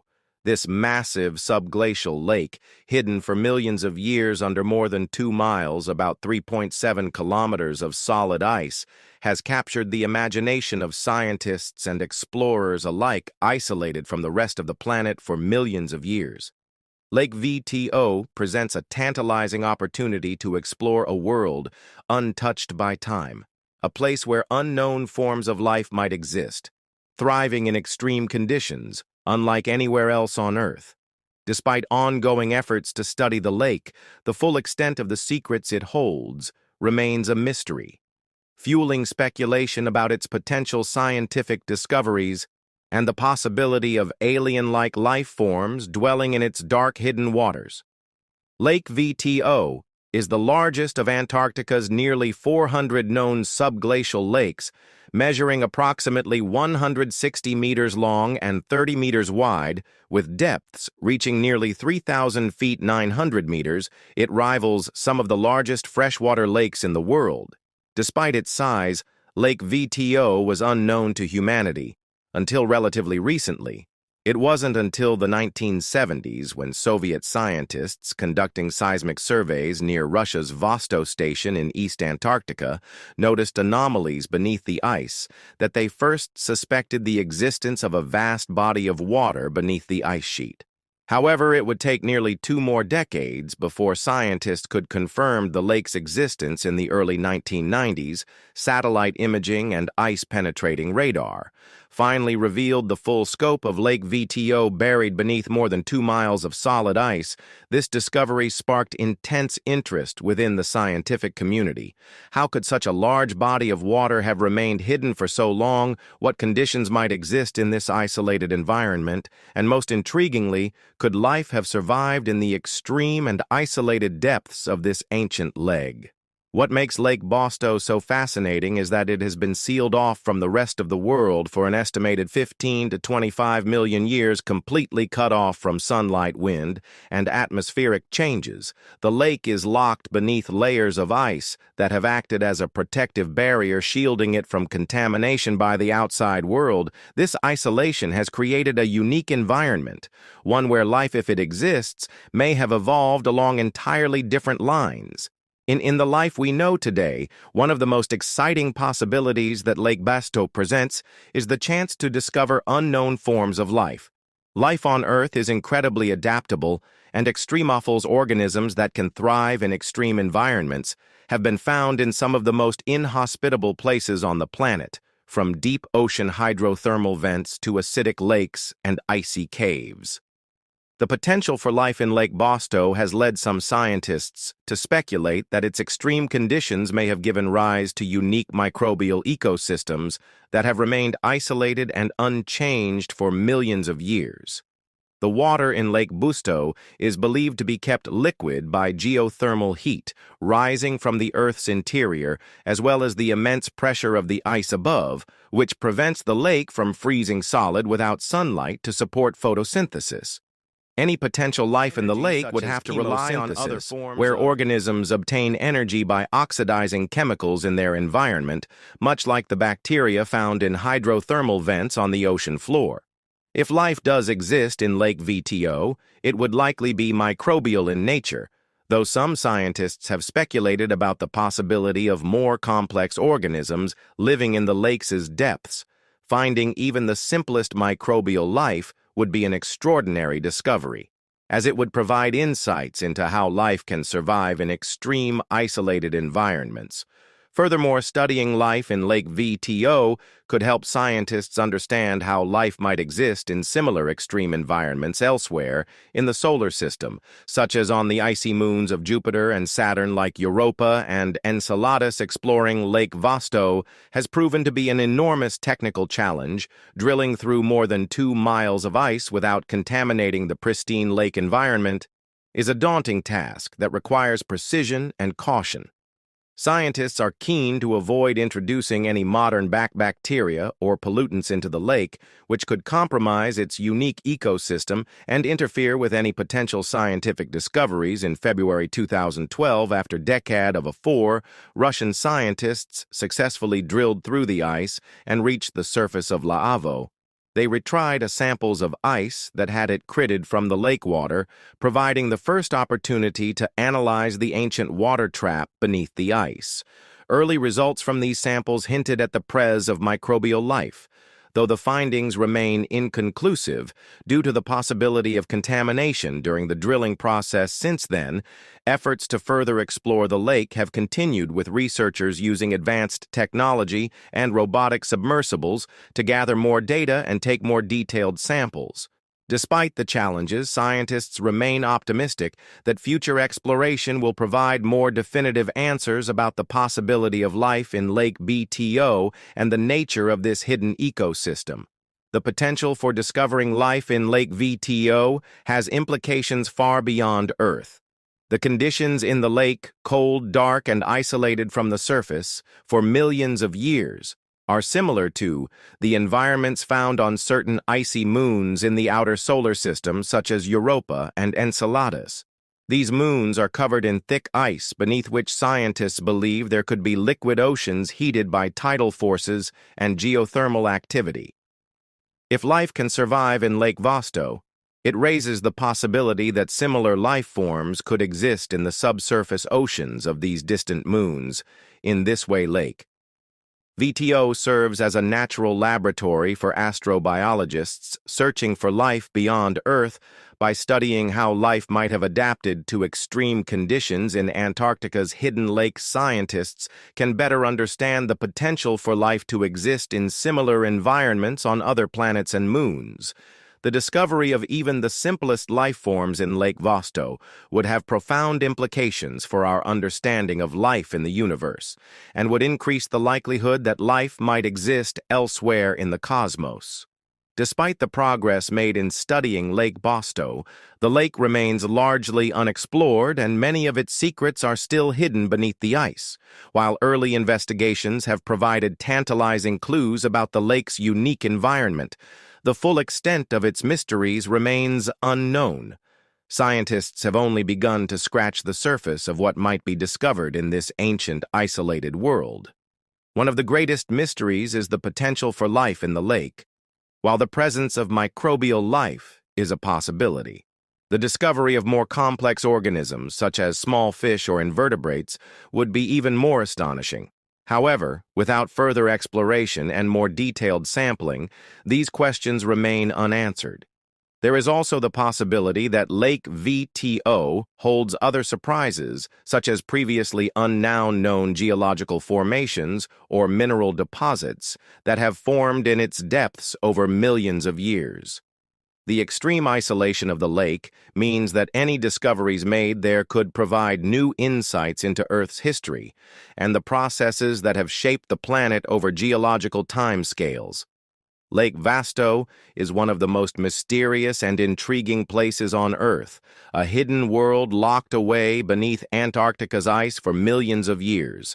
Its isolation, extreme environment, and the possibility of unknown life forms make it a scientific treasure trove waiting to be explored, while the challenges of drilling through the ice and studying the lake without contaminating its pristine ecosystem are significant. Scientists are optimistic that future exploration will yield extraordinary discoveries.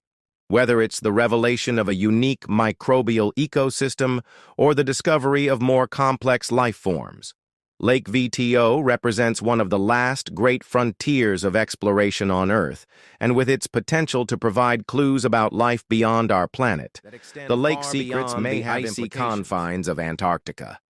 For now, Lake Vasto remains a mystery, a frozen time capsule holding the promise of discovery and the potential to reshape our understanding of life in the most extreme environments, both on Earth and in the cosmos. The mysterious IOU's disappearance of Casses, the SU army, a lost legion in the Egyptian desert in 525 BC, during the height of the Akhid Empire. Persian king Cambyses II embarked on a bold campaign to conquer Egypt, expanding his empire's reach into the African continent among his many military endeavors. One of the most intriguing and mysterious was his decision to send an army of 50,000 men to conquer the remote Siwa oasis, located in Egypt's western desert near the border with Libya, according to the ancient Greek historian Herodotus. This large force marched into the desert and never returned, reportedly swallowed by a massive sandstorm that buried the entire army. Despite centuries of search and speculation, no definitive trace of C's lost army has ever been discovered, making it one of the greatest unsolved mysteries of antiquity. C's, too, the son of Cyrus the Great, was the second king of the Amen Persian Empire. Following in his father's footsteps, Xerxes expanded Persian territory, and in 525 BC he launched a successful invasion of Egypt after defeating the Egyptian pharaoh Samti III at the Battle of Pelium. Cambyses took control of Egypt, becoming the ruler of one of the most powerful and ancient civilizations in the world. However, Cambyses' ambitions did not stop at Egypt, according to Herodotus. After securing the Nile Valley, the king set his sights on the Siwa oasis, an isolated in sacred desert outpost located in the Libyan desert, more than 500 miles west of Cairo. Siwa was home to the Oracle of Amun, a revered oracle that the ancient Egyptians and even Alexander the Great consulted for guidance.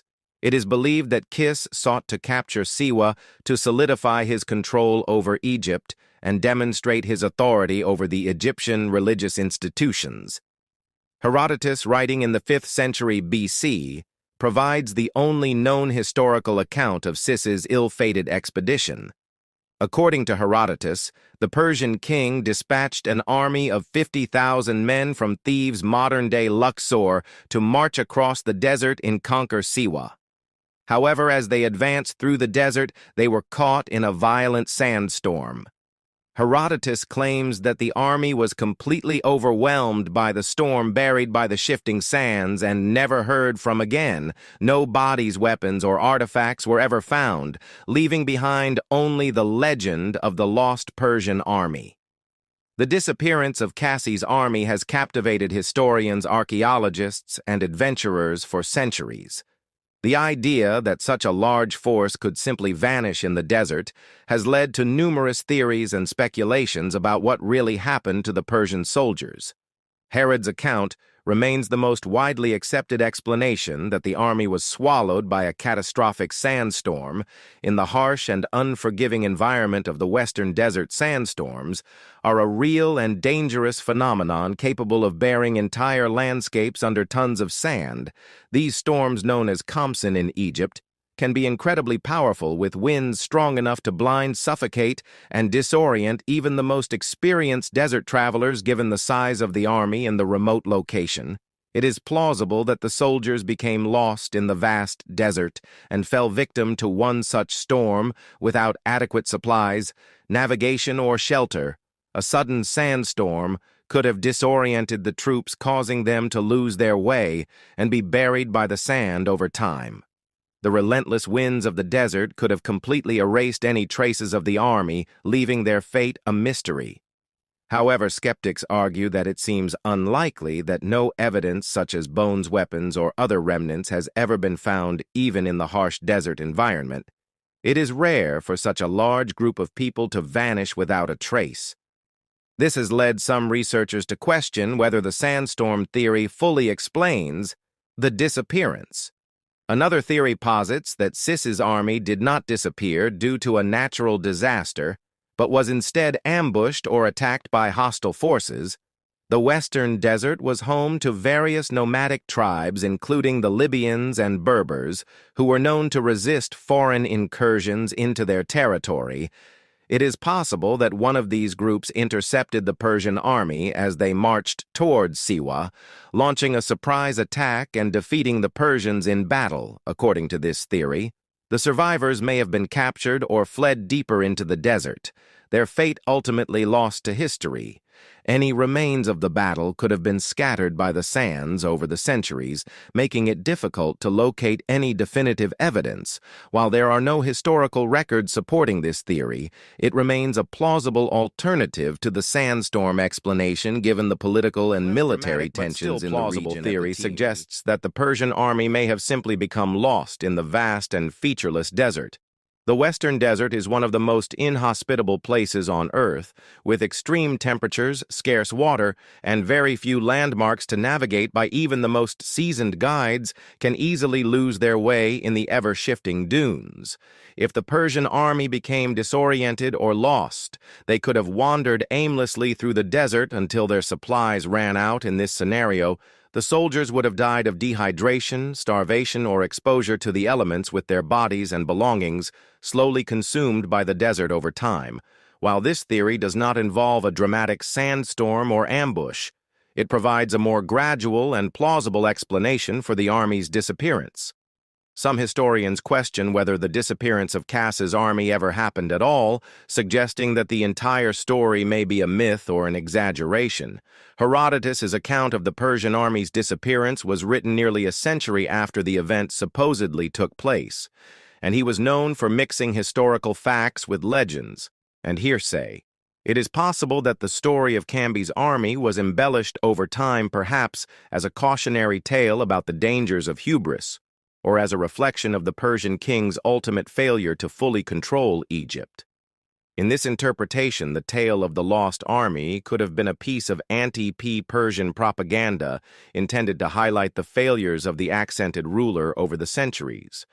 The mystery of CBI's army has inspired numerous expeditions and searches, but none have yielded definitive evidence. In the early 20th century, European explorers scoured the Western Desert for clues, but their efforts were hampered by the harsh conditions and vastness of the area. In more recent years, modern technology, including satellite imaging and ground-penetrating radar, has been used to try to locate the lost army, but no conclusive discoveries have been made.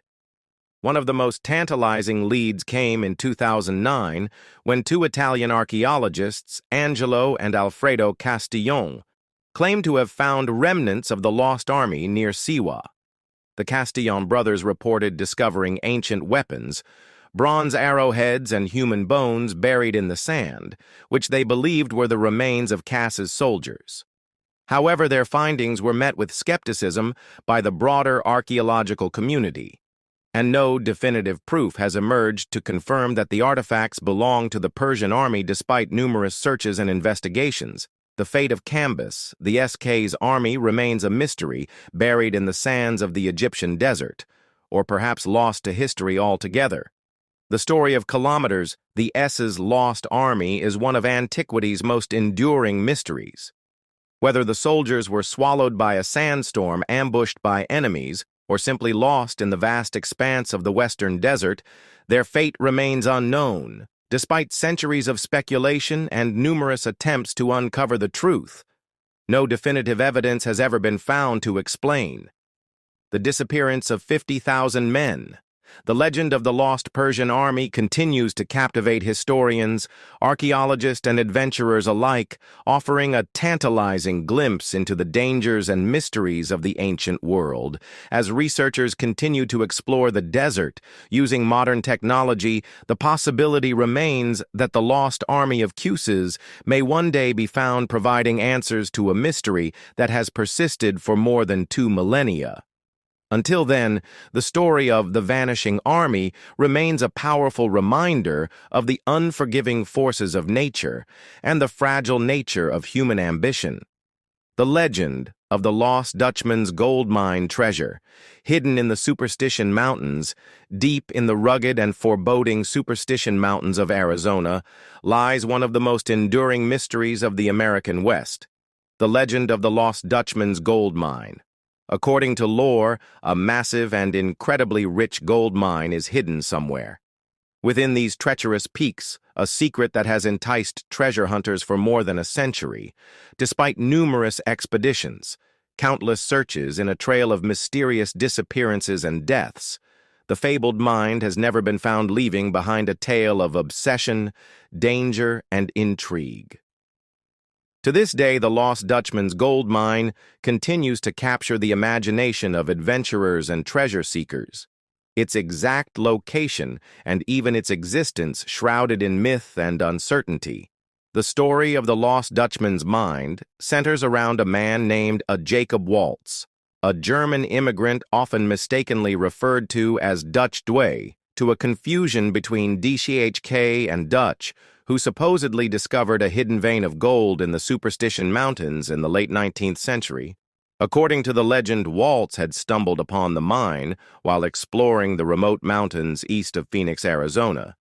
The mine was said to be so rich in gold that Waltz could extract nuggets of pure gold reportedly kept the location of the closely guarded secret, revealing it to no one during his lifetime.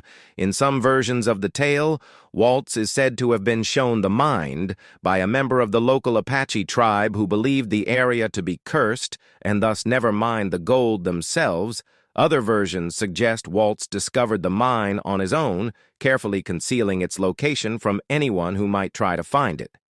Despite his secrecy, Waltz is believed to have made occasional trips to the mine, returning with small amounts of gold that he would sell or trade in nearby towns. However, in 1891, as Waltz lay on his deathbed, he allegedly revealed the general location of the mine to his caretaker, Julia Thomas, giving her vague clues and cryptic directions to its whereabouts. Armed with this information, Thomas and several others set out to find the mine after Waltz's death. But they failed to locate it. The legend of the lost Dutchman's gold mine has been passed down through generations, growing in scope and mystery as countless treasure hunters have ventured into the Superstition Mountains in search of the elusive fortune. However, many of these expeditions have ended in tragedy, with searchers disappearing, meeting untimely deaths, or returning empty-handed.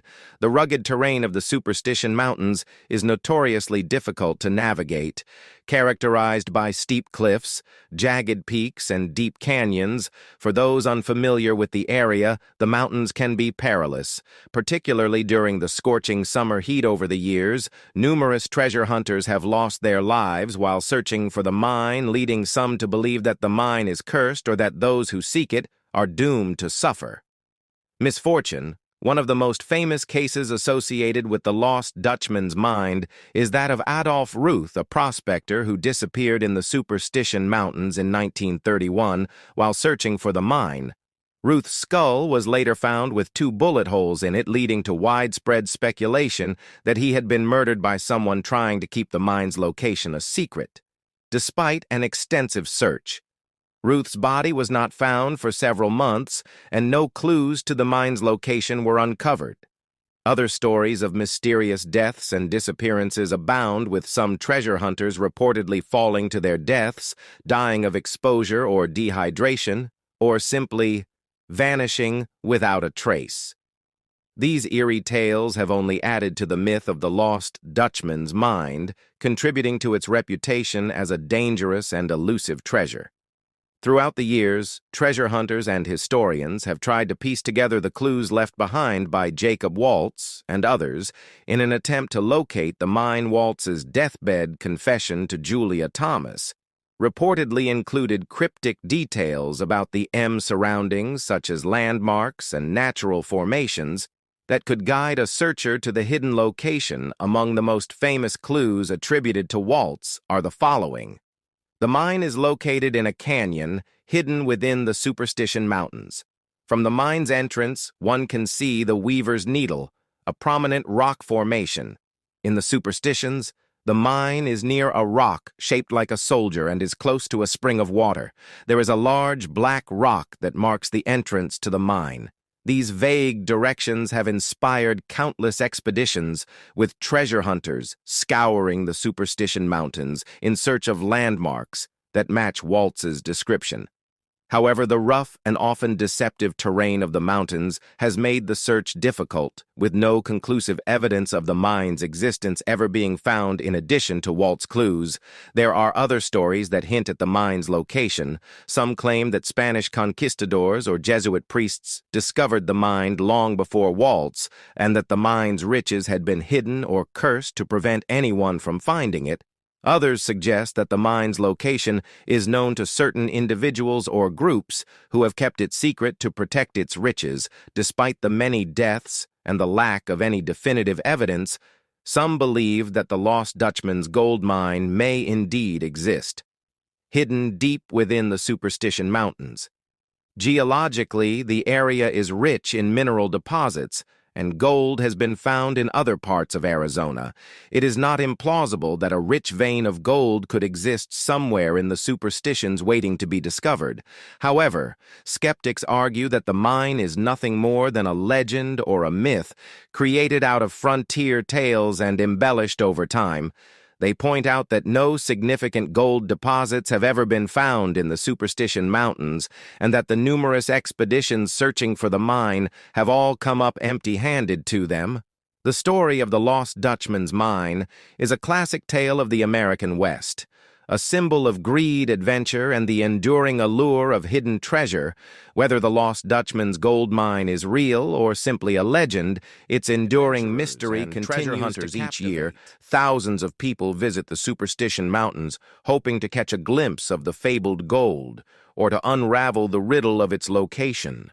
Some come equipped with maps, compasses, and metal detectors, while others rely on their intuition and determination drawn by the promise of untold riches. The legacy of the lost Dutchman's mine is deeply embedded in the folklore of the American Southwest, and the story has been featured in books, films, and documentaries. The mine's name is often used to refer to the broader myth of hidden or lost treasures in the wilderness, places where fortunes are said to be buried, waiting for the brave or the lucky to uncover them. The lost Dutchman's gold mine remains one of the most tantalizing, unsolved mysteries of the American West. The legend, rooted in the rugged Superstition Mountains, continues to inspire generations of treasure seekers and adventurers who are drawn to the possibility of discovering unimaginable wealth hidden beneath the rocky terrain. Yet, despite decades of searching, no one has found the mine, and its existence remains unproven for some. The search for the lost Dutchman's mine is not just about the gold. It is about the thrill of the unknown, the adventure of chasing a legend, and the hope of solving a mystery that has persisted for more than a century. Whether the mine is real or just a story woven into the fabric of American folklore, the Superstition Mountains continue to go their secrets, leaving treasure hunters to wonder whether the gold is still out there, buried somewhere deep in the heart of the Arizona desert. The mystery of the man in the iron mask. A secret prisoner in the time of Louis the Morto, among the many enigmas of European history, few are as enduring or as tantalizing as the legend of the man in the iron mask. This mysterious figure, held in various prisons throughout France during the reign of King Louis X, was reportedly forced to wear a mask that concealed his identity. At all times, the man's face was never seen, and his true identity has been the subject of speculation and intrigue for over 3 centuries, despite numerous theories ranging from the plausible to the fantastical. The man in the iron mask remains one of the greatest unsolved mysteries of France's royal history. The story of the man in the iron mask first came to light in the writings of Voltaire, the famous Enlightenment philosopher who was imprisoned in the Bastille himself in the early 18th century. Voltaire claimed to have heard rumors from prison officials about a mysterious prisoner who had been held in the Bastille during the reign of Louis XIV. According to Voltaire's account, this prisoner had been kept in several prisons, including the fortress of Pignol, the Château des Marguerites, and eventually the Bastille in Paris, and was always forced to wear a mask to conceal his identity. The mask itself, Volée, claimed was made of iron, though some later accounts suggest it may have been made of velvet or other material with iron fastenings. The purpose of the mask, as the legend goes, was to ensure that no one could recognize the prisoner whose identity was deemed too dangerous or too politically sensitive to be revealed. The mystery deepens with the strict security measures reportedly taken to keep the prisoner isolated from the outside world. He was kept in solitary confinement attended only by trusted guards and officials sworn to secrecy, and was never allowed to communicate with anyone. Volt's writings captured the imagination of the public, and the legend of the man in the iron mask quickly spread over time. The story grew more elaborate, with some accounts claiming that the prisoner's mask was never removed, even for eating or sleeping, and that any guard who saw the prisoner's face would be executed to ensure the secret was kept. The prisoner's death in 1703, after more than 3 decades of captivity, only added to the mystery. He was buried under the name Maroli, and all records and possessions associated with him were destroyed. The mystery surrounding the man in the iron mask has given rise to numerous theories, each attempting to explain why this individual would have been held in such strict confinement for so many years. Among the most popular and enduring of these theories is the idea that the man was of royal blood, perhaps even a brother or relative of King Louis XIII himself.